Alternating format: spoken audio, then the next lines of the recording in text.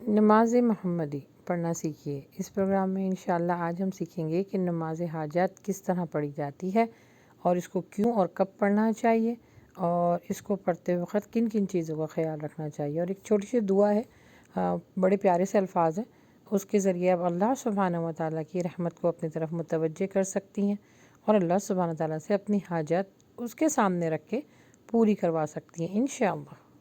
الحمدللہ ہمارا کتنا پیارا اور مکمل دین ہے کہ اتنی اللہ سبحانہ تعالیٰ نے ایک ایک اسٹیپ، ایک ایک قدم میں اتنی زیادہ بلیسنگ اور اپنا فضل رکھا ہے کہ اگر کوئی کام آپ کو پریشان کر رہا ہو اور اس کام میں دو چیزوں میں آپ بیچ میں پھنس رہے ہوں تو استخارہ کر لیں۔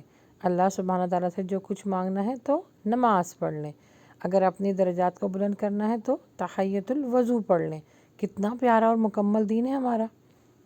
تو اسی طرح نماز حاجات بھی ہے کہ اگر آپ کو کوئی بھی چیز چاہیے یا کسی بھی چیز کی آپ کو ضرورت ہے تو کسی کے در پہ نہ جائے، کسی انسان، کسی رشتہ داروں کے در پہ نہ جائے، صرف اللہ کے در پہ جائے، کیونکہ جب آپ انسانوں کے در پہ جاتے ہیں تو انسان اپنی اوقات کے برابر دیتے ہیں، لیکن جب اللہ کے در پر آپ جاتے ہیں تو وہ اپنے شان کے مطابق دیتا ہے۔ الحمدللہ حدیث میں آیا ہے نا کہ اللہ کے نبی صلی اللہ علیہ وآلہ وسلم نے فرمایا کہ اگر جوتے کا تسمہ یا نمک بھی چاہیے تو اللہ سے مانگو، وہی دینے والا ہے، وہ گیور ہے، وہ کوئی چیز آپ سے لیتا نہیں ہے، آپ کو صرف اور صرف دیتا ہے۔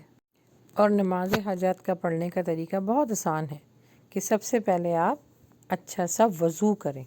وضو کا مطلب ہے اس کا پراپر طریقہ، وضو کو خوبصورت بنائیے اور پھر اس کے بعد 2 رکعت نماز پڑھیے۔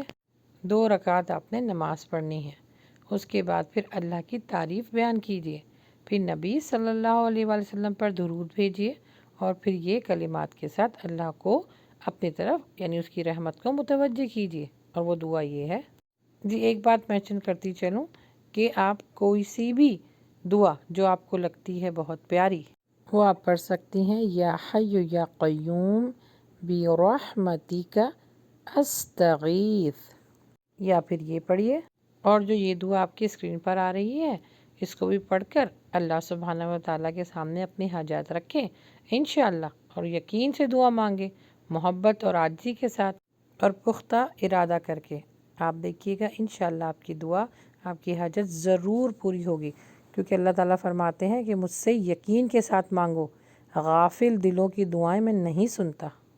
بہت آسان طریقہ ہے اپنی کوئی بھی حاجت کو پورا کرنے کے لیے۔ اللہ سبحانہ تعالیٰ کی طرف لو لگائیے، رجوع کیجیے، عاجزی ان کی ساری کے ساتھ مانگیے، انشاءاللہ اللہ سبحانہ و تعالیٰ عطا کریں گے۔